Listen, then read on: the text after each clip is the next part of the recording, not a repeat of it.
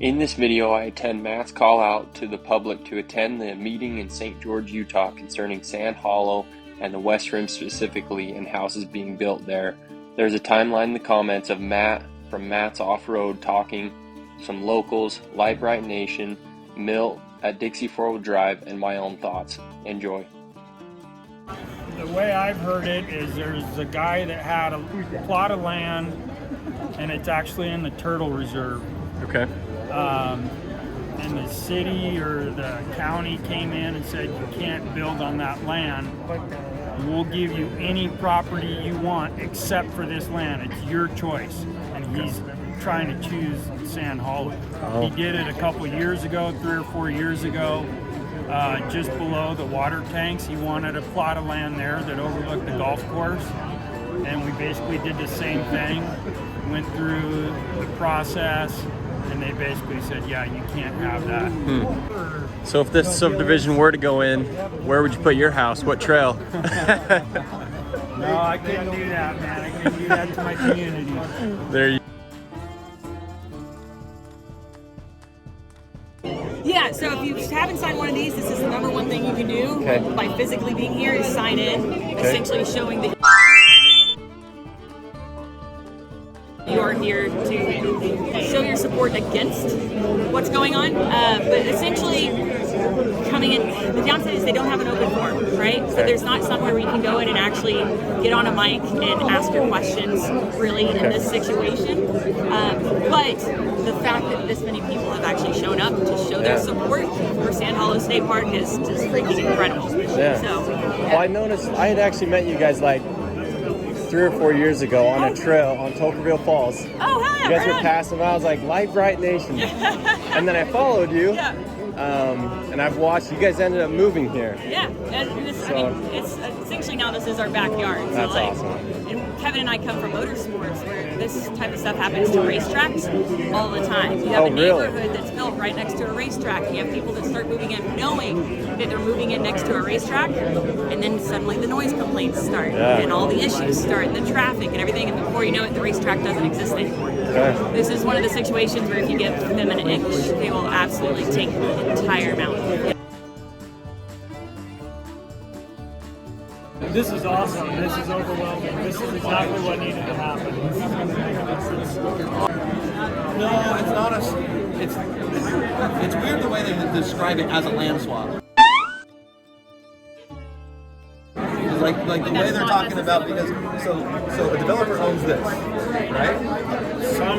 Somebody owns, some private person owns this, and say it's worth $14.8 million. $12.8 million. So for BLM to be able to pay for that, they're paying for it with land, but that land has to be equal to that. But that guy's not now getting this. The guy who owns this is not receiving this as property. That's not his. There's 3 people. So he's the private landowner. Yeah. Okay. I would. So he owns that piece of property. I'm the water district. You're the BLM. I say I'm going to give the private landowner $12.8 million, and then you can have that land for your refuge. And you give me this worthless land right here. I'm going to build a reservoir for the good of the county. It makes sense. Everything's good. Our problem is it's got all these trails in it that have nothing to do with the reservoir. So we're concerned about the water district owning this and what they're going to do with it. The water district already owns this. This is the water district's land. Yes. So we're not worried about a private developer that's going to come in.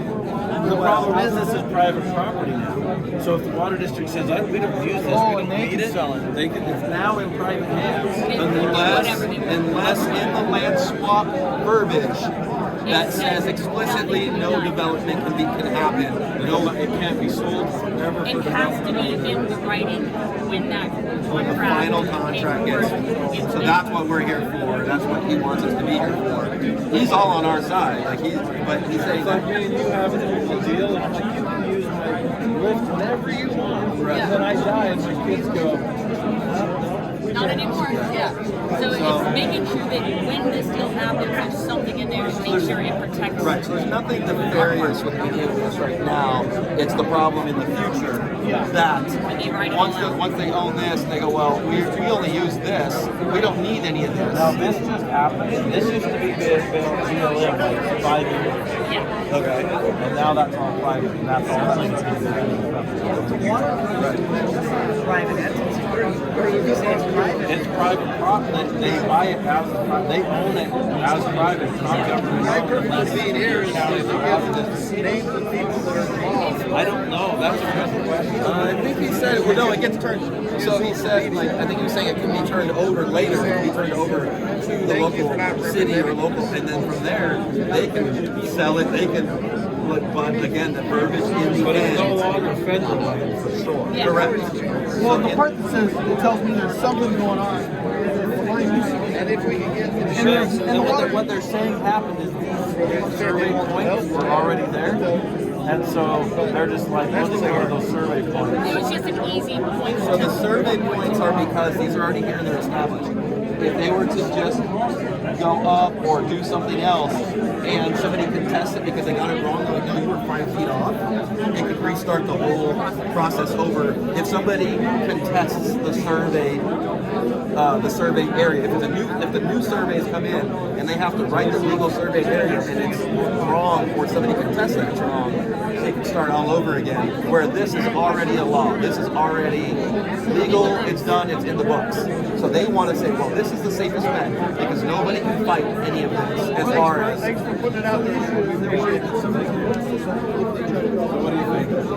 That's what the surveyors were saying that because of terrain, it's difficult, whatever, and that the legal majority of the to make that happen is way more difficult than going over commercial parameters. That's why this is so true because they 100%. So land swap is code for what? Land swap is code. No, it seems they have to put in water. They want to put in water. Okay. Is the thing for the whole area. But they don't even know if that's possible yet. This may all die off the minute they survey the area. They might not even be able to flood the area. The water isn't the bad part. It's the extra land that they want that we're worried about. Hey, I'm Mike Rogers. I'm local here in St. George, Utah, and we're just here with all these hundreds of other people opposing this fraudulent land swap that the government's trying to push through.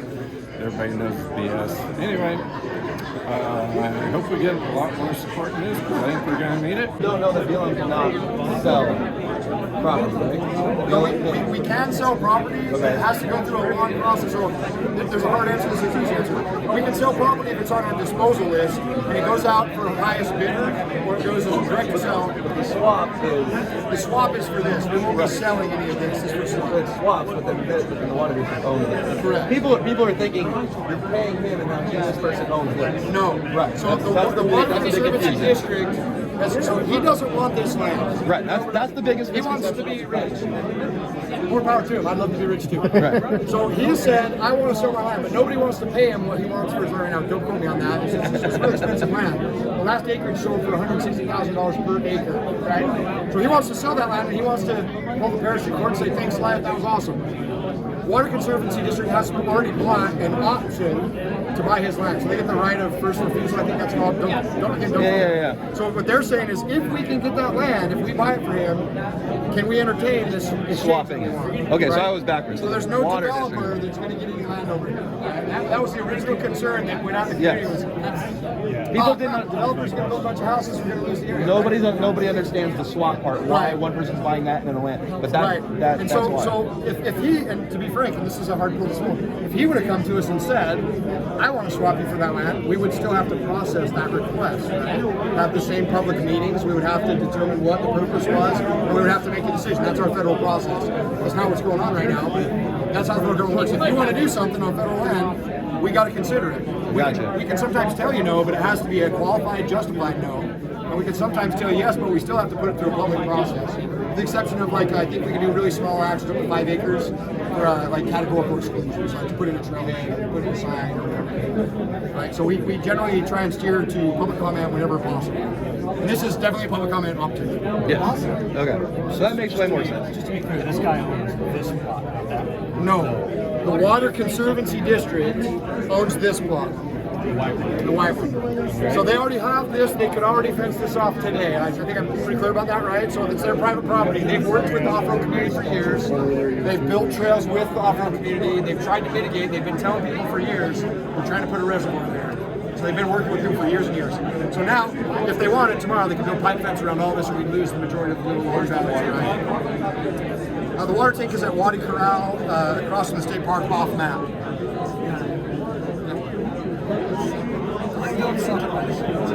We do suck sometimes, and that's okay. Just, you need to tell us when we are not doing a good job so we can do better. So, my favorite line, and if you've heard this already, I apologize. So I'm an old off-roader, right? I've raced majority of my adult career. I love Jeeps. My name is Jason Russ. Awesome. Yo, how are you doing? I have successfully infiltrated the federal government at this point. So I know government speak. And my job here is to explain our processes to people. The most frustrating thing of all is when you can't understand or get through a government process because it's convoluted, right? So ask me the questions, ask my folks the questions, and we'll get you the answers. We won't always get you what you want. I can't ever guarantee that. And I still don't know what's going to happen with this, right? That's why we're here. But I will tell you what we're doing.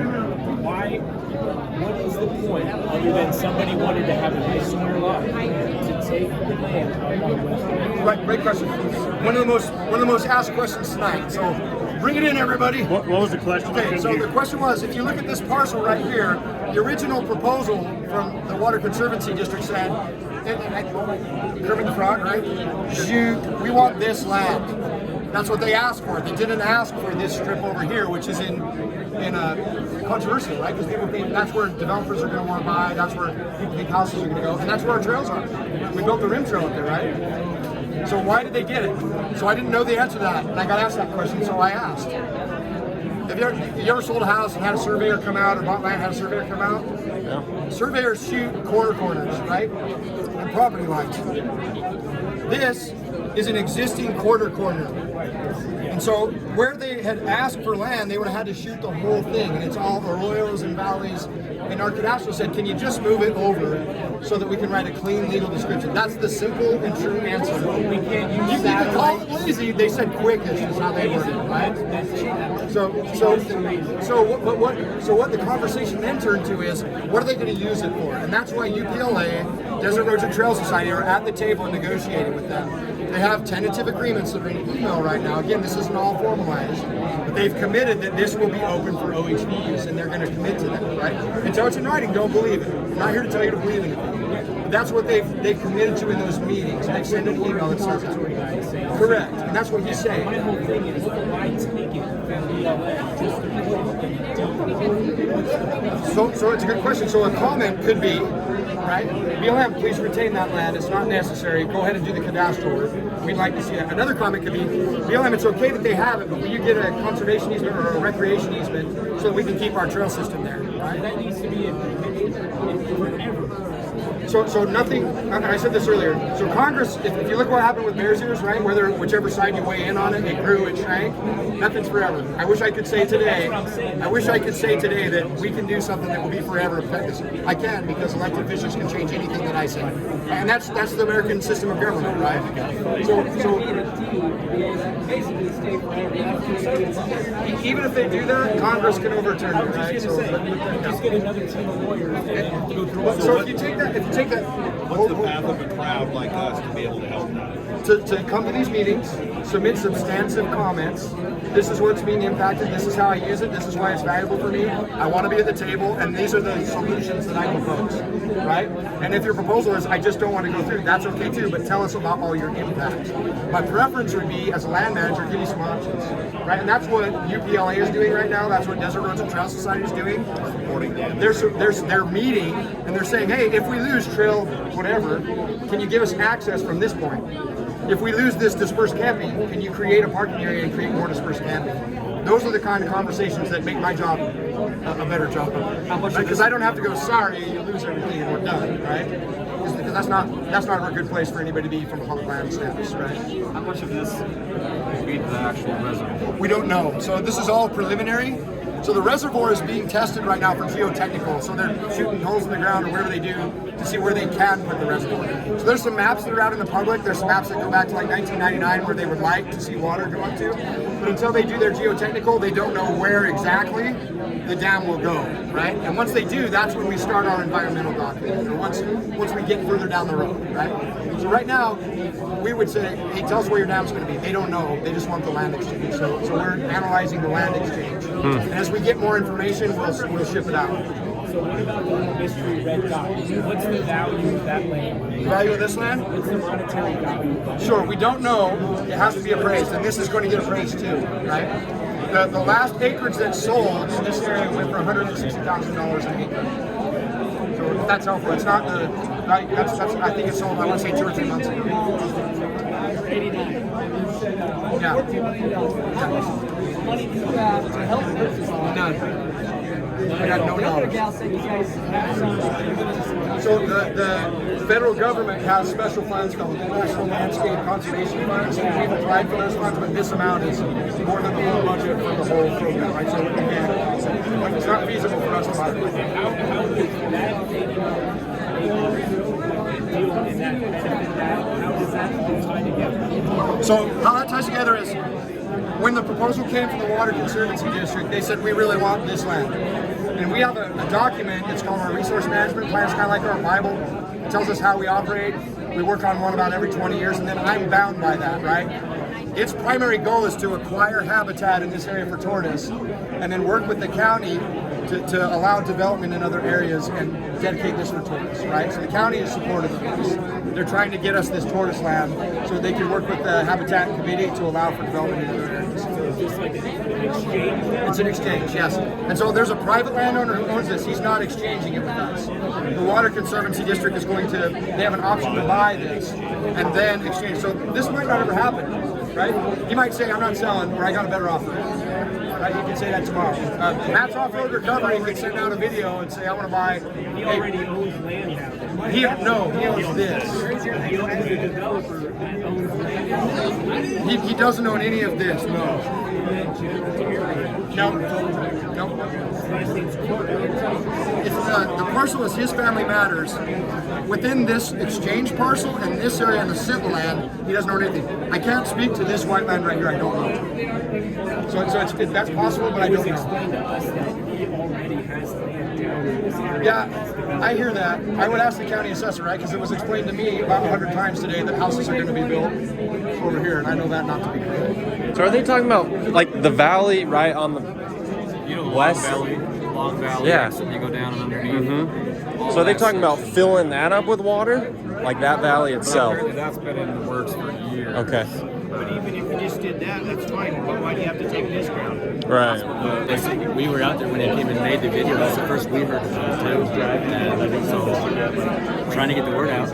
Right. So I drove and hopefully makes a difference. He was saying yesterday that was the first he heard back. So you probably rode that West Rim Trail, and were you over on that side? Yeah, we were all on West Rim yesterday. Nice. And the day before. Man, that would suck. Imagine you're climbing up John's Trail or whatever trail you're on, there's a freaking house just right on the obstacle. Well, and that's not the only. If they do put it there, that's their backyard. Right. So out of habit, people are either going to stay away or they're going to get told to stay away. Then they'll say they're not using this piece of ground. Let's block it off for houses. It's never going to stop. So, Mill, after being here, what's your overall feeling? You're a pioneer of this place. Well, I'm thinking the Water Conservancy is wanting to do what's right, and hopefully the BLM will follow suit on that. They've been good to work with down here in this area, and so you know we're not asking not to have the reservoir. We're just asking not to take any of Sand Hollow out for it. And so far people have been pretty positive on it, and I think we get it done right, get it in writing. Yeah. I think it's going to be a really good thing. Awesome. And we'll just keep moving forward because, I mean, some of us have been recreating on the Hurricane Sand Dunes since we were little. Yeah. And that's been a lot of years ago. Absolutely.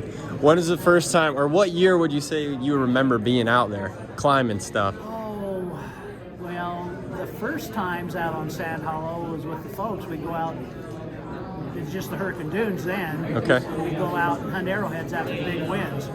That was back in, 64. Wow. Somewhere in there. I first started wheeling Sand Hollow, Hurricane Dunes in about 72 when I built my first dune buggy. Nice. And you go all day and never see another person. Cool. And so, you know, been out there for a lot. All my kids have grown up out there. So you guys just saw Milt from Dixie 4-Wheel Drive right there. He is a pioneer in the wheeling community, an absolute legend. I was telling him before I started recording, a lot of years ago, my Uncle Stan, Grandpa's Jeep, follow him on YouTube, Instagram, and everything. He blew up his motor like the first or second day we were out crawling around at Sand Hollow, right as we got out of the tunnel actually. And his oil pressure just, went to zero. And anyway, he ended up riding with us the rest of the day. We pulled it back to the truck, but my dad ended up blowing a tire on his Jeep. So we pulled in there, Dixie 4-Wheel Drive, never even talked to him. We were pretty new in the sport at the time. And they had some tires for us, so we swapped them. It was like 8 o'clock at night, and Bryce at Dixie 4-Wheel Drive was asking us, how's everything else going? We're like, well, Stan blew a motor today. And he's like, oh, really? What, your Jeep? And we're like, well, 1948 Willie's Jeep, it's pretty rare to be out here, but he's like, no kidding, and we're like, yeah, it's toast, we'll fix it when we get back at the end of the week and stuff. And he's like, well, come back here, let me show you something. So we go back to the back of their shop, and sure enough, they had a Willie's Jeep motor, the exact motor we needed, on a stand that they had bought from a school district. Crazy, right? So it had the radiator on it and everything. We fired it up, it ran perfect. We were staying at a condo. We got some tarps that night, and we started swapping that motor that night. We bought it from Bryce, and Stan stayed at the condo all day, got it swapped, and then we were out. He was out crawling about 24 hours later. So huge shout out to those guys. Dixie 4-Wheel Drive, you guys are the best. Water District wants this.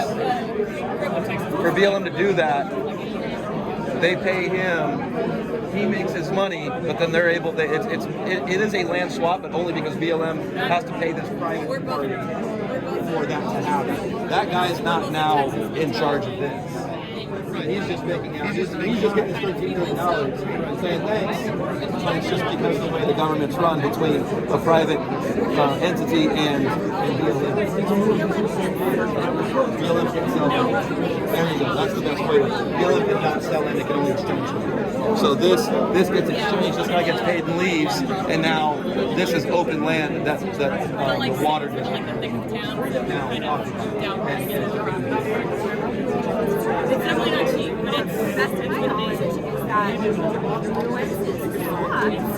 They want to sell it to a developer. That's the concern, not right now, but in the future, once this is already done, it then can become city property, which then can sell it. That's so when the paper. In the future, they can know exactly But in the contract, when the land swap happens, if it says this property can never be used for development, then they can't. To make sure that is seen, that can never be used for residential or commercial development. That's what. Well, there's been multiple things brought up. Like, what if we raised enough money and we just bought it? What if we as people put a trust, have a trust account and raise enough money, the 12.8 million to buy them? But there's no return on that. It's just making sure that it gets developed. But yes, you can say whatever you want there. But your main concern is that making sure if the land swap happens, that there is legal, that there's something legal in there that can never be developed for residential. This is BLM land. This is Water District land, and this is private land. But the BLM cannot sell this. The Water District needs.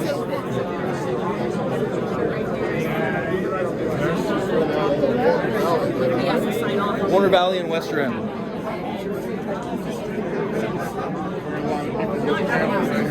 Warner Valley will be well. That essentially Warner Valley will become a reservoir if they survey it and it's possible to even put a dam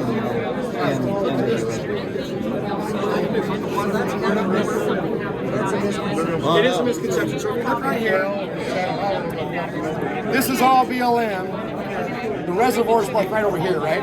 There's a little piece that comes, if you go underneath the tunnel, you're still technically on state park, but I want to say like 100 yards, right? And then there's a strip that goes down to that exit that's not being used, right? There's a strip that goes, that's also state parks. But so you can come in through Waddy's Corral and never touch state parks, right? And for free. And access all the trails, but if you want to go back under the tunnel, you're going to cross through a thin strip of state park, and then you'll be back in the state park in the P area, right? So that answers your question? Yeah, what entity is it? It makes a little more sense. So it's called the Washington County Water trying to develop anything right now. So it's I'll let Zach answer that. They're just going to use this. So eventually they're going to be like, hey, we got this land here. They're going to use it. Yeah, for when he's saying nobody's proposing that, nobody wants that, but we need to make sure that when the final document's signed, it says this will always be open for open recreation. That no development, no commercial, no residential, that will always be allowed for open recreation. And if that's in the contract, then whoever buys that, like that's it. Like you can't do anything.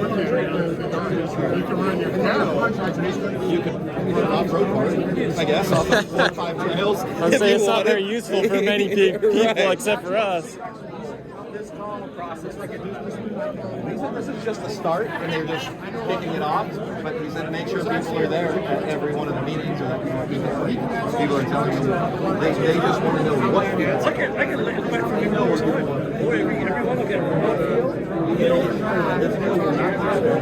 unless the people get this, and they get pretty simple. They'll develop nothing to be developed on that land. I mean, it's pretty easy.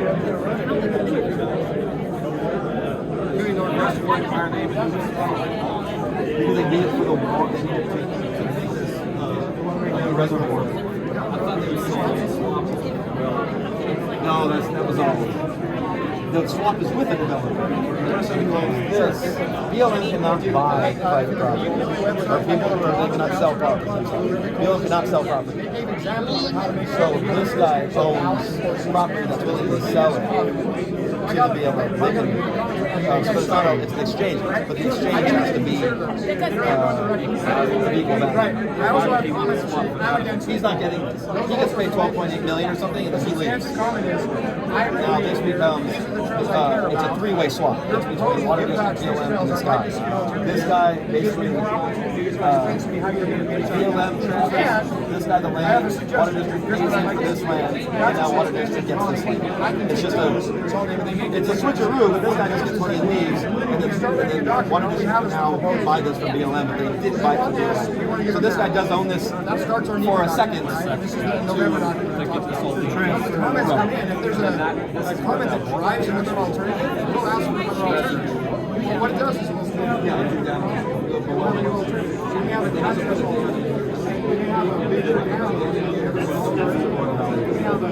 We have somebody else who can buy that land for you. We don't know that's the whole camping area, all that, and wherever all that would be underwater. There'd be a dam technically, basically, right?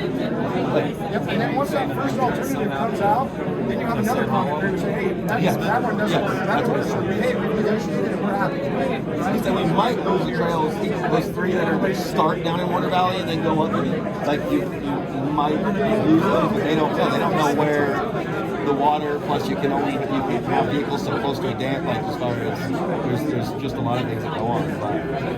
But the developer thing, everybody thought he was getting this. It's not. They just can't. So I'll tell you guys, there's a lot more to this than just someone coming in, buying some land here on Sand Hollow and throwing up some houses. The part that everyone's concerned about is when this land swap happens, is that a developer can come in, if it's not in writing, and put up some houses. So that's the reason people are filling out all these pieces of paper, you know, putting their opinions and saying, hey, we don't want houses on here, right? We want to continue to rock crawl here and just do wholesome family things. I wonder if this is how the Indians long time ago actually felt, right? They're getting their land taken. It's a different feeling. I've never had this type of feeling. It's also something pretty last minute for me. I'm from Logan. You guys see us, we're up in the snow a lot.